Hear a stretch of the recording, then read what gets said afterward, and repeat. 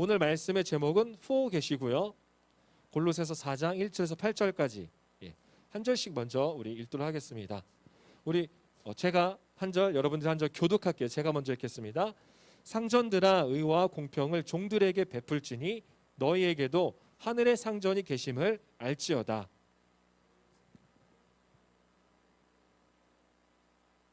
또한 우리를 위하여 기도하되 하나님이 전도할 문을 우리에게 열어주사 그리스도의 비밀을 말하게 하시기를 구하라. 내가 이 일 때문에 매임을 당하였노라.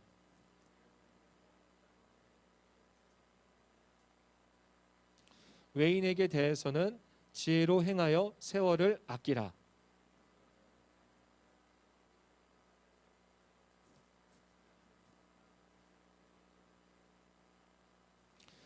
두기구가 내 사정을 다 너희에게 알려주리니 그는 사랑받는 형제요 신실한 일꾼이요 주 안에서 함께 종이 된 자니라. 특별히 너희에게 보내는 것은 너희로 우리 사정을 알게 하고 너희 마음을. 아멘. 이 시간 라이프 오프 운영본부장이신 김주선 목사님 말씀을 듣도록 하겠습니다.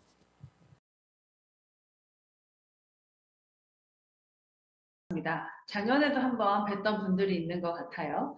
저는 라이프 오프 기독교 자살 예방센터에서 운영본부장을 맡고 있는 김주선 목사입니다. 오늘 여러분과 함께 나눌 본문은 골로새서 4장입니다. 함께 읽으셨던 것처럼 골로새서는 4장으로 구성되어 있고 바울이 골로새 지역 사람들에게 자기의 마음을 꾹꾹 눌러 담아서 전달한 편지입니다. 특별히 오늘 본문 4장은 골로새서의 마지막 장이기도 해서 바울이 정말 꼭 골로새 지역 사람들에게 전하고 싶었던 내용들을 기록해 놓았는데요.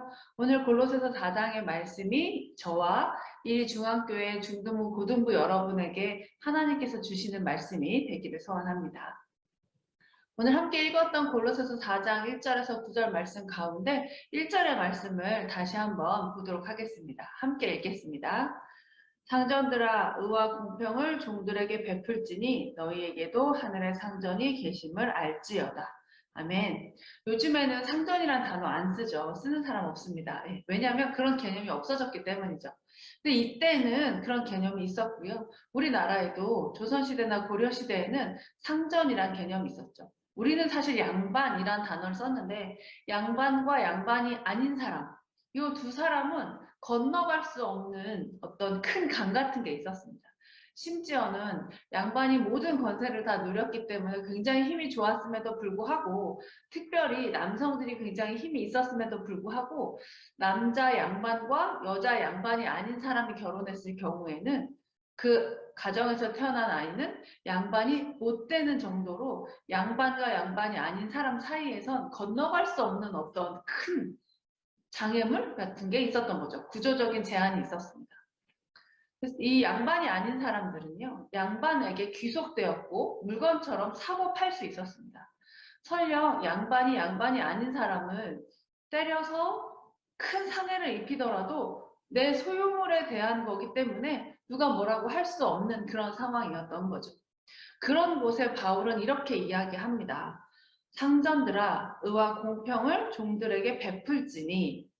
얼마나 놀랐을까요? 상전들한테, 양반들한테 이제 너의 노예들에게, 너의 종들에게 의롭고 공평을 베풀어라 라고 이야기하는 겁니다. 너 자식에게 선물을 하면 이 양반이 아닌 종의 자녀에게도 선물을 해라 라고 이야기하는 거죠. 정말 얼토당토 안 하다고 생각을 했을 겁니다. 구조적으로는 그렇죠. 사회적인 인식에서는 그렇습니다. 그런데 이 바울이 상전들에게 이 이야기했던 이유는 뭐냐면 우리 1절 후반별에 보면 하늘의 상전이 계심을 알지어다 이렇게 얘기하고 있다는 거죠. 물론 우리가 살아가는 사회에서는 제한도 많고 또 조직이나 시스템 같은 게 있습니다. 그래서 그걸 따라야 하는 건 맞지만 양반이든 양반이 아니든 그 모든 존재를 만드신 하나님이 하늘에서 계시기 때문에 우리 함께 하시지만 이 하늘의 상전이 계시기 때문에 설령 사회적으로는 좀 그럴 수 있지만 우리의 마음 가운데는 의롭게 공평하게 내가 아닌 다른 피조물들도 대해야 한다라고 하는 거죠. 왜냐? 하나님께서 만드셨기 때문이에요. 우리도 마찬가지고 우리가 아닌 사람들도 마찬가지고요. 우리가 손에 들고 있는 핸드폰과 같은 존재처럼 인식했던 양반이 아닌 종 혹은 노예들에게 바울은 그들도 하나님이 만드신 거니까 상전들아 의와 공평을 베풀어라 이야기하고 있습니다. 처음에 상전들은 쉽지 않았을 거예요. 우리나라 기독교가 전달되었을 때도 쉽지 않았습니다. 근데 시간이 지나고 진짜 하나님에 대한 믿음을 회복한 상전들은, 양반들은 자기가 부리던 종과 함께 교회를 다녔고요. 심지어는 자기 밑에 있던 종이 내가 다니고 있는 교회에서 장로님을 하더라도 기꺼이 믿음으로 받아들였던 역사적 고증들이 있습니다. 그게 진짜 신앙인 거죠. 사회에서 다른 사람들이 좀 그렇지 않아? 굳이 그렇게까지 할 필요가 있어? 라고 하는 것들조차도 하나님의 마음을 품고 하나님의 마음으로 세상을 바라보는 것, 그게 진짜 신앙이라고 할 수 있을 것 같습니다. 혹시 우리 가운데 나 스스로를 세상에서 바라보는 잣대로 바라보며 나는 안 돼, 뭐 되겠어? 굳이? 이런 생각하고 있는 사람 있습니까? 세상에서 우리를 향하여 바라보는 혹은 질문하는 것들, 숫자, 특별히 몇 등급이니, 어느 대학을 다니니, 성적은 얼마나 나오니, 너네 집은 몇 평이니, 뭐 이런 그 외로 키는 얼마나 되니, 이런 것들이요. 외모적인 모습들, 몸무게는 얼마나 되니, 이렇게 대놓고 물어보진 않지만 생각하는 사람들이 가끔 있잖아요. 어떤 회사를 다니니, 나이가 좀 더 들면 그런 질문들 많이 받거든요. 연봉이 얼마니, 이런 것도 참 많이 받습니다. 네가 타는 차는 크기가 얼마니? 이런 거 숫자로 굉장히 많은 것들을 우리에게 요구하는데 그것에 흔들려서 그것에 타격을 입어서 하늘에 계시는 상전을 기억하지 못하고 나는 그냥 이렇게 되는 거야. 별거 있어. 안 돼. 망했어. 이렇게 생각하는 분 우리 안에 계신가요? 여러분 다시 한번 생각해 보시기 바랍니다. 하늘의 상전께서 이 땅을 만드시고 이 세상의 모든 걸 주관하시는 하늘의 상전께서 이리중앙교회 중등부 고등부 여러분들 너무 사랑하시고 여러분들의 미래를, 우리의 미래를 준비해 놓고 계십니다. 이제 중학생, 이제 고등학생, 어리다고 이야기하는 게 아니고요. 앞으로 우리에게 하나님이 주실 수많은 은혜들을 미리 포기할 필요는 없다는 거죠. 혹시 우리 주변에 그런 사람 있을까요? 나는 그렇지 않다 하더라도 내 친구는, 내 가정은, 우리 부모님은, 나의 자녀들은 마치 이번 생이 망한 것처럼, 생은 원래 한 번밖에 없지만 나는 더 이상 해볼 수 있는 게 없는 것처럼 이렇게 좌절하고 지쳐있는 사람들이 있다면 그들에게 하늘의 상전이 계심을 전해주시기 바랍니다. 하나님께서 우리의 삶에, 그들의 삶에 정말 많은 것들을 준비해놓고 계시는데 비록 힘이 들지만 중등부 시절을, 고등학생 시절을 잘 지나고 나면 우리가 더 많은 기회들을 받으며 더 많은 것들을 해낼 수 있다 하는 거죠.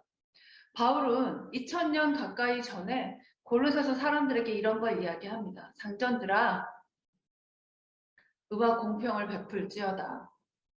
우리 안에 내가 싫어하는 사람들, 미워하는 사람들, 그게 나일 수도 있고 다른 사람일 수도 있죠.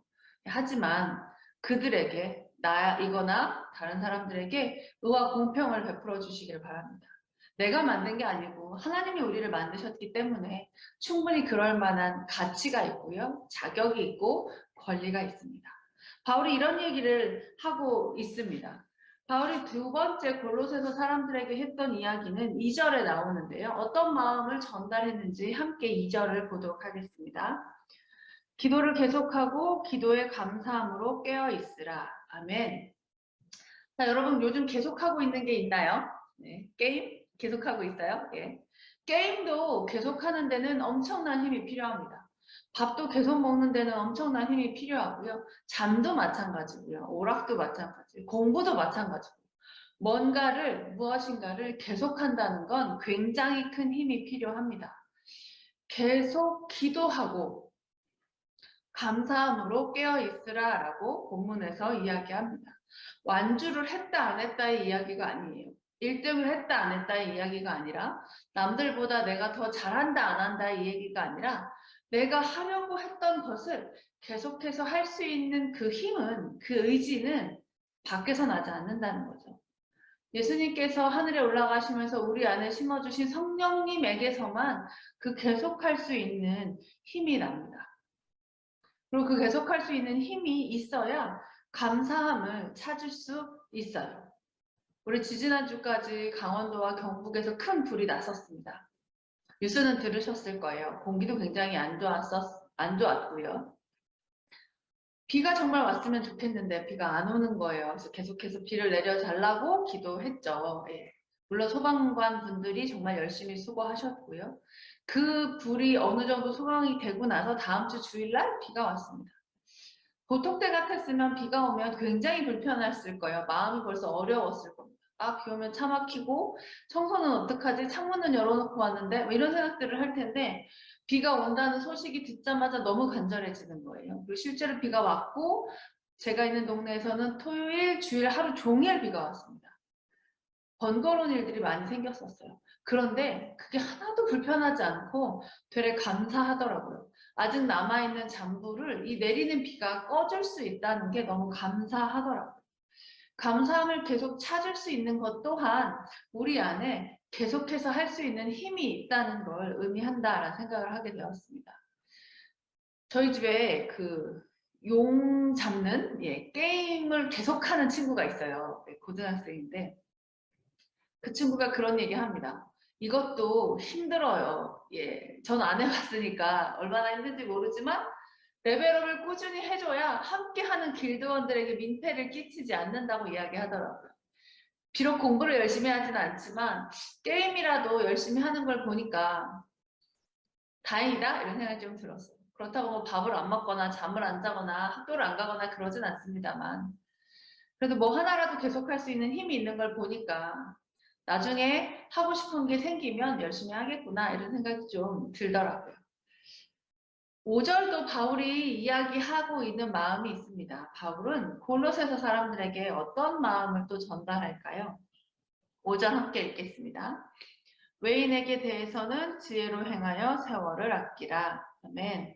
외인이란 단어 아십니까? 외인 구단 뭐 예전에 이런 책도 있었는데 만화책이었는데요. 외인이란 건 낯선 사람을 의미합니다. 바깥에 있는 사람을 의미하거든요. 제가 낯서시죠? 예, 작년에 봤던 사람들도 1년 만에 한 번 그것도 비대면으로 봤으니까 얼마나 낯설겠어요. 길에서 보면 못 알아챌 수도 있을 겁니다. 이 외인이라고 하는 사람들, 낯선 사람들이죠. 나하고 낯선 사람들 있을 겁니다. 교회 우리 반에서도 굉장히 낯설 거예요. 대면 예배를 한다 하더라도 예전처럼 간식을 먹거나 프로그램을 같이 할 수 없어서 낯설 거고요. 가끔씩은 부모님도 좀 낯설다라는 느낌을 받을 때가 있어요. 저희도 가끔 자녀들이 낯설다 이런 느낌 받을 때가 있거든요. 학교도 마찬가지고요. 교회 반도 마찬가지일 거예요. 학교의 선생님도 예전만 하지 못하고 교회 선생님도 마찬가지입니다. 낯선 사람들이 굉장히 많아진 요즘이에요. 이 낯선 사람들과 어떻게 지내야 할까에 대한 이야기를 바울이 골로새서에 해주고 있는데 외인에 대해서는 지혜로 행하여 당연히 지혜롭게 행해야 합니다. 누구에게든지. 근데 특별히 외인에 대해서 지혜롭게 행하여 뒤에 붙은 말씀 보니까 세월을 아끼라 이렇게 되어 있어요. 지혜롭게 행하는 것과 세월을 아끼는 건 어떤 관계가 있을까요? 특별히 같이 사는 사람도 아니고 시간을 많이 쓰는 사람도 아닌 외인들과 지혜롭게 행하지 못하면 그 지혜롭게 행하지 못한 것에 대한 결과를 해결하기 위해서 굉장히 시간을 많이 투자해야 한다는 겁니다. 오해가 생기잖아요. 또 어쨌든 사무실에서든 집에서든 살모비고 살며 설명할 수 있는데 그냥 지나가면 일주일에 한두 번밖에 1, 20분밖에 못 만나면 마음속에 왜 오해가 생기고 그걸 풀려면 다시 만날 때까지 기다려야 된다거나 다시 만나서 얘기하려고 했더니 너무 오래돼서 말하기는 좀 애매해진 하지만 마음은 불편한 이런 상황이 생기는 거죠. 특별히 낯선 사람들과 내가 아닌 다른 사람들과 지혜롭게 행하지 못할 때 오해가 생기고 그걸 풀기 위해서 안 그래도 짧은 이 삶이 더 급박하게 세월을 아끼지 못하게 되는 상황들이 생긴다라고 하는 말을 바울이 골로새 사람들에게 해주고 있습니다. 여러분 그 마이크로소프트사의 사장님이었던 빌 게이츠 아저씨 할아버지 아십니까? 그분이 이런 얘기를 했어요. 인터뷰를 들어보니까 그 해커들에게 이런 얘기를 했더라고요. 그 특별히 나쁜 바이러스를 만드는 사람들에게 부탁하건대 나쁜 바이러스 만들지 말아달라. 당신들이 나쁜 바이러스를 만들어서 뭐 원바이러스 같은 것도요. 전에는 트로아 바이러스가 굉장히 문제가 많이 있었습니다. 트로이 바이러스가.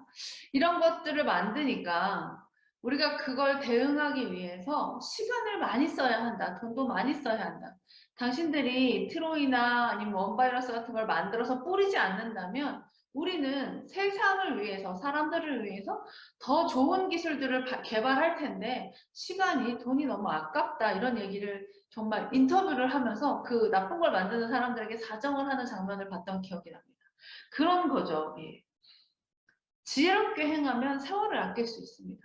지혜롭지 못하면 해결해야 될 문제가 생겨서 세월을 쓰게 되는 거예요. 외인들에게, 낯선 사람들에게 지혜롭게 대하지 못하는 가장 큰 표현되는 방법은 뭐냐면 틀리다고 하는 겁니다. 외인이면, 낯선 사람이면 나랑 다른 거잖아요. 다르죠. 예. 사람 누구나 다 다릅니다. 한 집에서 사는 엄마 아빠가 같은 한 형제 자매도 다르잖아요. 근데 다른 사람들에게 다르다라고 하지 않고 틀렸다라고 얘기하는 거예요.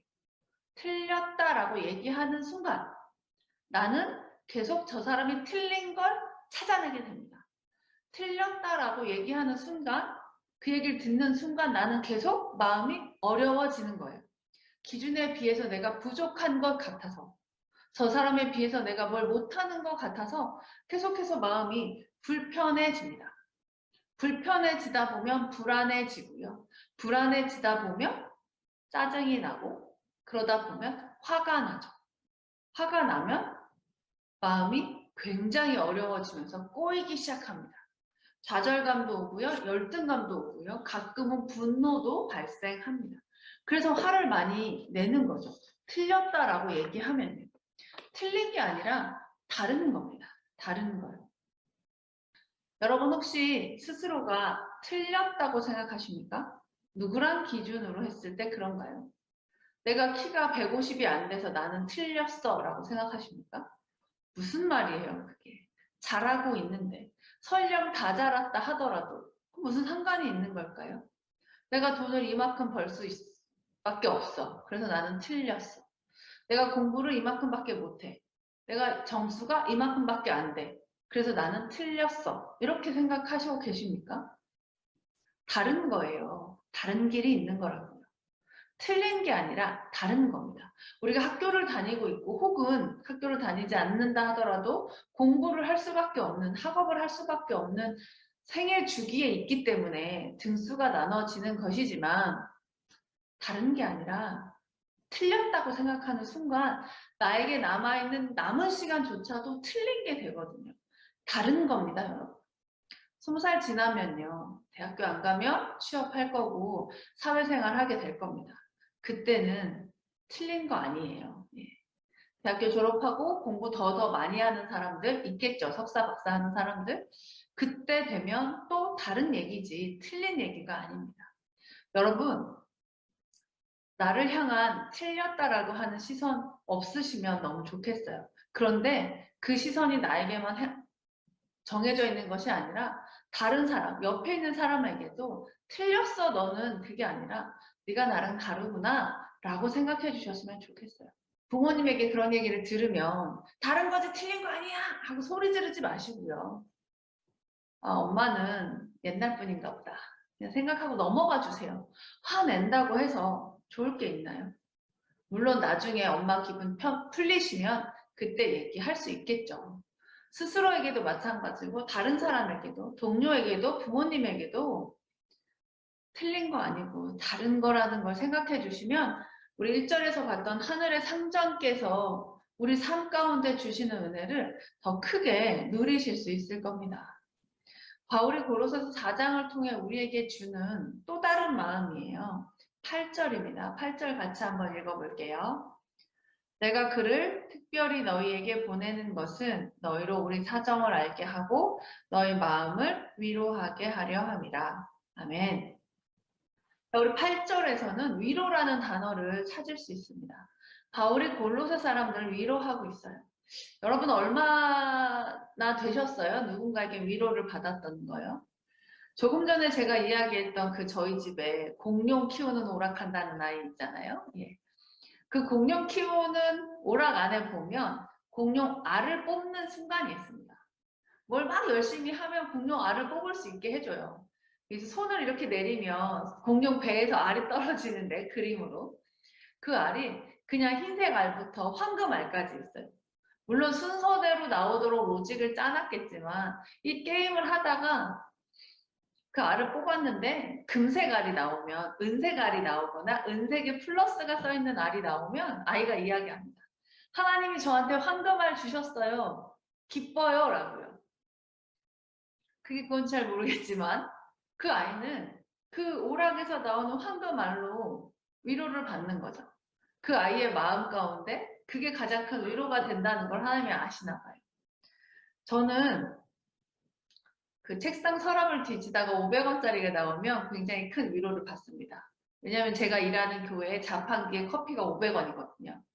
500원짜리를 찾으면 1000원짜리는 안 들어가요, 자판기에. 500원짜리가 있어야 되는데 500원짜리를 우연히 찾으면 기분이 굉장히 좋아져요. 네. 500원이 뭐 그렇게 큰 건 아니잖아요. 그 조금 전에 이야기했던 황금알 뽑는 친구, 황금알 그거 뽑아봐야 막상 뭐 안 나와요. 그냥 책갈피 같은 거 하나 나오더라고요. 그냥 기분 좋고 위로 받는 거죠. 여러분은 어떤 곳에 위로를 받으세요? 그 공룡알 키우는 아이보다 몇 살 더 많은 아이가 있는데 집에 그 친구가 아르바이트를 하고 있거든요. 하루 종일 유난히 손님이 많은 날이 있습니다. 그래서 퇴근하려고 정리하는데 사장님이 오늘은 손님 많았으니까 그냥 가 청소 내가 할게 라고 하면 집에까지 뛰어와요. 거의. 너무 기쁘게 너무 큰 위로를 받고 오는 거죠. 위로는 내 안에 있습니다. 밖에 있는 사람이 이걸 위로해야지 작정하고 위로를 주는 게 아니라 밖에서 일어나는 여러 가지 일들을 통해서 내가 위로를 받는 거죠. 여러분은 어떤 거에 위로를 받으십니까? 개인마다 다르겠죠. 예. 우리 중에 누구든 나한테 위로를 해봐. 절대 받지 않을 거야. 이렇게 생각하는 사람 없을 거예요. 사람들이 나를 위로할 방법을 몰라서 위로를 잘 못해요. 제가 만약에 500원짜리 커피 한 잔의 위로를 이만큼 받는다는 걸 알면 저랑 같이 일하는 사람들은 항상 저한테 500원을 줄 거예요. 큰 돈도 아니니까. 근데 잘 모르니까 그냥 넘어가는 거죠. 그래서 사정을 주변의 사람들에게 이야기해야 합니다. 오늘 8절 읽은 거에도 보면요. 중간에 이렇죠. 너희로 우리 사정을 알게 하고 너희 마음을 위로하게 하려 함이라. 사정을 알게 한다는 건 나쁜 일이 있을 때만 말하는 게 아니에요. 좋은 일이 있으면 좋은 일대로 말하고 나쁜 일이 있을 때면 나쁜 일대로 나의 지금의 상황을 주변에 이야기를 하는 거죠. 내가 이런 것 때문에 어려워서 밤에 잠을 잘 못 자요. 내가 이런 것 때문에 어려워서 밥을 잘 못 먹어요. 그래서 교회 오면 예배 시간에 조는 거예요. 라고 이야기를, 거짓말 말고요. 이야기를 주변에 해주시면 주변에 있는 분들이 아 그렇구나 몰랐어 얘기해줘서 고마워 우리가 어떻게 너를 도울 수 있을까 이런 이야기를 하면서 서로 위로가 되는 거죠.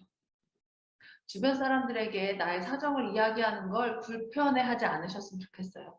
서로 돕고 사는 세상이잖아요. 하늘의 상전께서 우리에게 함께 살아가라고 이리 중학교에 중등부에 고등부에 묶어주신 거예요. 우리 가정 안에서 엄마 아빠와 혹은 가족들 할머니 할아버지 이모 고모 삼촌 누구든 같은 집에 같이 살으라고 묶어주신 우리 가족이 서로의 사정을 알고 서로의 위로가 돼야죠. 한 집안에 사는데 서로의 사정을 모른다? 너무 안타까운 일이에요. 그래서요, 가족이든 친구든 주변에 있는 누구든 나에게 자기의 사정을 이야기하면 좀 들어주세요. 그가 얼마나 말할 데가 없으면 우리한테까지 사정을 이야기하겠어요. 아, 귀찮아 됐어. 너만 힘든 거 아니야. 너만 시험 기간이야. 나도 힘들어가 아니라 몰랐다. 그만큼 힘든지. 잠을 못 잘 정도로 밥을 못 먹을 정도로 밖에 나와서 눈을 못 뜰 정도로 힘든지 몰랐어. 라고 이야기만 해줘도 사정을 알게 하고 마음의 위로를 하게 한다라고 되어 있잖아요. 사정을 얘기만 해도 마음이 풀려요. 주변 사람들이 나에게 어떤 해결책을 주지 않아도 내가 말만 해도 마음이 풀리잖아요. 우리 마음속에 이렇게 뭉쳐져 있는 게 있다면 사정을 주변에 말씀하셔서 중등부에 고등부에 목사님들 계시고 선생님들 계시잖아요. 사정을 말씀하셔서 풀어내시고 주변에서 나에게 사정을 말해주는 사람이 있다면 좀 들어주세요. 그러면 살만해지거든요. 속상하게도 자기 스스로 인생을 포기하는 사람들이 너무 많아요. 우리 지금 함께 예배하는 사람들 중에도 조금이지만 그런 마음 갖고 있는 사람이 있다면 정말 1초라도 빨리 주변에 사정을 말씀하시고 그렇게 얘기해주는 사람이 있다면 고맙다고 하시고요. 함께하는 교역자들, 특별히 목사님이나 선생님들이 여러분께서 찾아가서 사정을 이야기할 때 됐어, 힘들어 이렇게 안 해요. 절대로 그렇게 안 합니다. 들어주려고 하고 함께 고민하려고 하고 함께 아파하고 함께 기도하거든요. 사정을 말씀하셔서 함께 위로받을 수 있으면 좋겠고 사정을 이야기하는 사람에게 힘이 되어 주셨으면 좋겠습니다. 이런 마음들을 바울이 골로새 지역 사람들에게 이야기하고 싶었어요. 여러분에게도 저에게도 이 시간 바울이 전달해주는 그 마음들을 잘 간직하길 바랍니다. 오늘 설교 제목이 forget이잖아요. 이 정도 단어는 다 아시죠? 중학생, 고등학생이니까. 단어를 띄면 for와 get이 돼요. 무엇을 위해 라고 하는 for와 얻다의 get, 얻기 위해서라는 뜻이죠. 근데 이 단어를 붙이면 있다가 됩니다. 잊어버리는 거예요. 까먹는 거예요. 잊어버렸어요. 나 그거 어디다 뒀는지 모르겠는데 잊어버렸어 라고 하는 거죠. 단어를 띄면 얻기 위해서인데 왜 붙이면 있다일까요? 왜 잃어버렸다 라는 뜻이 될까요? 왜냐하면 의와 공평을 얻기 위해서는 의롭고 공평하지 못했던 나의 경험을 잊어버리셔야 됩니다. 내가 남에게 잘못 대우받았던 걸 마음속에 갖고 있으면 그게 이 안에서 상처가 생겨요. 그래서 나의 나쁜 경험을 잊어버리셔야 돼요. 다치면 마데카솔, 후시딘, 옛날에 빨간 약 이런 거 바르잖아요. 집에 있어야 바를 수 있어요. 그리고 그걸 발라야 된다고 알고 있어야 하고요. 때로는 상처의 부위에 따라서 바르는 사람이 옆에 있어줘야 할 수도 있어요. 약을 바를 정도는 아닌데 이상하게 다치는 경우가 있어요. 특별히 이제 종이에 손이 베었을 때. 손가락에 베이니까 데일밴드를 바르기도 애매한데 계속 따갑죠. 이럴 때도 있습니다. 집에서 걸어 다닐 때 식탁이나 의자에 발가락 부딪혔을 때 얼마나 아파요. 그리고 빨간약 바른다고 날 것도 아니고 시간 지나야 낫잖아요. 그래도 마음속에서 뭐 후시딘이라도 바르면 상처 없더라도 괜찮아지는 것 같이 느껴지기도 하죠. 우리가 살면서 안 다칠 수는 없어요. 안 다칠 수는 없는데 다칠 때 스스로 어떻게 해야 되는지 아는 거 굉장히 중요합니다. 마음의 마데카솔, 마음의 후시딘 바를 수 있어야 돼요. 어디 가서 바르겠어요? 하나님한테 와야죠. 하나님께 저 이러이러해서 상처받았어요. 근데 이 상처 때문에 제 마음에 곪지 않게 썩나지 않게 해주세요 라고 기도할 수 있어야 합니다. 기도를 계속할 수 있는 감사함을 얻기 위해서 감사하지 못했던 시간도 잊어버리셨으면 좋겠어요. 살면서 언제나 완벽하게 하고 살 수는 없어요. 잘못하는 게 있죠. 부모님한테도 거짓말하는 게 있는데 하나님한테 어떻게 우리가 다 당당하게 어깨 피고 나 잘했어요 라고 할 수 있겠어요. 하나님한테 부끄럽고 하나님한테 피하고 싶을 때가 있었을 거예요. 어쩌면 앞으로 살면서 그런 상황이 또 생길지도 몰라요.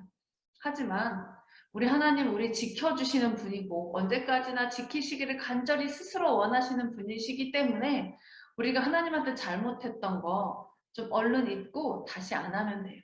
그리고 계속해서 하나님께 감사함을 지키면서 살아갈 수 있으면 돼요. 그러니까 내가 잘못했던 순간들, 내가 그때 이랬으니까 하나님한테 나아갈 수가 없어. 이런 순간들은 좀 잊어버려 주세요.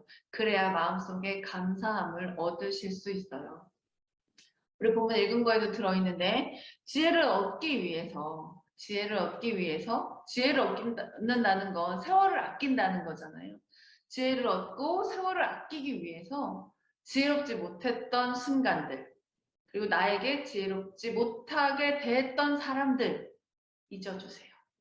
내가 지혜롭기 위해서는 그런 순간들을 잊어야 해요. 그때 누가 나한테 이렇게 했는데 그때 누가 나한테 이렇게 말했었지 그때 누가 나한테 이렇게 자존심 상하게 했어 라는 생각을 오래 갖고 있으면 나도 남들한테 그렇게 하게 돼요. 지혜롭지 못하게 하게 되고 세월을 낭비하게 돼요. 지혜롭지 못한 순간들이 있었다면 또 누군가는 나에게 지혜롭지 못하게 했다면 잊어버려 주세요. 그래야 우리가 지혜를 얻을 수 있습니다. 지나가는 세월을 아낄 수 있어야겠죠. 그래서 지나간 세월 가운데 후회되는 부분들도 이제는 그만 잊어주세요. 작년에 수학 성적 제대로 안 나온 거 아직까지 후회하고 있으면 뭐 하겠어요? 이번에 열심히 해서 더 잘 보는 게 좋죠. 재작년에 엄마랑 싸운 거 지금까지 고민하는 사람 있나요? 뭐 하겠어요? 잊어야죠. 그래야 다시 좋은 관계를 맺어갈 거 아니에요. 우리 주변 사람들에게 내가 지혜롭지 못하게 했던 것 있다면 다시 그렇게 안 하면 되고 그 행동 내 머릿속에서 잊어버리고 다시는 그렇게 안 하는 것도 좋은 방법이 될 것 같아요. 본문 가운데 있는 이야기인데 소금으로 맛을 내는 순간을 얻기 위해서 소금은 반드시 있어야 하는 거잖아요. 인간의 생명을 위해서도 그렇고 좋은 음식을 위해서도 그렇고요. 소금으로 맛을 내는 순간을 얻기 위해서 그렇지 못했던 시간들을 잊으셔야 해요. 소금이 정말 좋은 소금이 되기 위해서는 물에도 씻겨야 하고 태양의 증발도 물이 돼야 되고 어려운 시간들을 겪을 수밖에 없거든요. 우리가 진짜 소금 같은 사람이 되기 위해서 살면서 어려운 일들이 생겨요. 그 어려운 일들을 다 잘 지혜롭게 해낼 수는 없기 때문에 속상한 일, 실수하는 일, 안 해야지 했는데 또 반복하는 일들이 있을 수 있어요. 우리 주변 사람들도 우리한테 그럴 수 있겠죠. 저 뭐야 안 한다고 해놓고 왜 또 해? 뭐야 약속을 어겼어 거짓말했어가 아니라 한다고 하는 거예요. 우리 엄마도 우리 아빠도 약속 지키려고 하시는 건데 잘 안 되는 거예요. 친구들도 마찬가지고 솔직히 나 스스로도 마찬가지잖아요.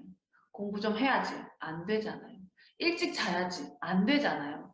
하루에 2끼는 꼬박꼬박 먹어야지 안 되잖아요. 운동 좀 해야지 안 되잖아요. 자기 직전에는 핸드폰 하지 말아야지 눈이 시뻘겋게 충혈돼도 그게 안 되잖아요. 나도 안 되는 것처럼 다른 사람들도 잘 안 되니까 다른 사람이 나한테 실수했던 것들 세상 살면서 받았던 내 상처들 잊어주시면 어떻겠어요? 잊고 다시 한번 얻어내는 거죠. 소금 같은 마음을, 감사함을, 의와 공평을. 마지막으로 우리 마음속에 위로를 얻기 위해서 나에게 상처 줬던 사람들을 좀 잊어주세요. 계속해서 반복해서 말씀드리지만 쉽지 않죠. 예, 쉽지 않습니다. 어떤 중학생이 저한테 그랬어요. 내가 태어나고 싶어서 태어난 거 아니에요. 우리 중에 누구도 자기의 태어남에 선택을 했거나 누구도 내가 태어남에 뭔가 기여한 사람은 없어요. 그래서 죽음도 우리는 기여할 수 없고 선택할 수 없어요. 우리에게 주어진 이 날들을 충분히 성실하게 살아내는 거죠. 그저 최선을 다해서. 가끔 최선을 다하지 않아도 돼요. 그러니까 선 밑으로만 내려가지 말아주시길래요. 잘못한 거 좀 잊어버려도 괜찮고 예. 어저께 실수한 거 넘어가도 괜찮으니까 나한테 내일이 있다는 거, 내일 받을 은혜가 있다는 거, 오늘 하루도 너무 감사하다는 거 이런 걸 좀 마음속에 얻어서 넣어주시면 너무 좋을 것 같아요. 근데 속상한 게 있어요. 그래도 이리 중앙교회 중고등부 친구들은 안 그럴 거라고 생각하지만 세상에 있는 사람들 중에는요. 자기가 받은 상처를 잊지 못하는 사람들이 있어요. 다쳤을 때 마다카소를 바를 수 있으면 참 좋은데 약이 없는 사람도 있고 마음에 약이 없는 사람도 있고 약을 발라야 된다는 걸 모르는 사람들도 있고 이미 시간이 지나서 썩나 있는 사람들도 있어요. 안타깝죠. 많이 힘들어서 지쳐있는 사람들도 있어요. 그런 사람들 만나시게 될 거예요. 이 중학교의 청소년부, 중등부, 고등부 여러분 하늘의 상전이신 하나님께서 우리에게 주신 숙제가 있어요. 세상 살면서 내가 아프고 상처받았던 것들 잊지 못해서 전전긍긍하고 쓰러져 있고 일어나지 못하는 사람들 만나시거든 하나님을 소개해 주시고 살면서 받았던 상처들 잊으셔도 괜찮다고, 남아있는 세상이 훨씬 더 행복하고 하나님의 은혜로 가득 찰 거라는 걸 꼭 말씀해 주셨으면 좋겠어요. 얼마나 살아갈 만한 세상인지, 살아갈 만한 가치가 충분히 있다는 걸 이야기해 주셨으면 좋겠습니다. 할 수 있어요. 예. 4살, 5살들도 하거든요. 우리 이제 충분히 다른 사람을 좋은 길로 인도할 만합니다. 우리 마음속에 그 어려웠던 것들을 드러내고 나면, 잊어버리고 나면 그 마음속에 빈 공간이 생기잖아요. 그 공간 안에 감사함과 사랑과 자존감과 자부심이 들어오게 되어 있어요. 왜냐하면 우리 안에는 성령님이 계시기 때문에 그래요. 잊을 건 좀 잊어놔야 우리 안에 그 하나님이 주시는 은혜들로 채워집니다. 마음 가운데 감사와 사랑과 자부심과 자존감이 채워지시는 일일중앙교회 중등부, 고등부 여러분 되시기를 부탁드리고요. 우리 주변에 너무 힘들어서 지치고 쓰러져 있는 사람들, 답이 없다고 생각하는 사람들, 아무도 나에게 위로해주지 않는다고 생각하는 사람들의 마음속에 감사와 사랑과 자부심과 자존심을 그분들에게 세워드릴 수 있는 일일중앙교회 중등부, 고등부 여러분 되어주시기를 부탁드립니다. 하나님이 여러분과 함께 하세요. 하나님이 저와 우리와 함께 하십니다. 그 믿음 의심하지 마시고 혼자 서 있기에 힘들어하는 주변 사람들 챙겨가면서 또 내 마음 상태도 좀 챙겨가면서 고개 딱 들고 넉넉하게 비굴하지 않게 주눅들지 않게 씩씩하게 한 걸음 한 걸음 걸어가시는 일일중앙교회 청소년 되시기를 주님의 이름으로 소망합니다.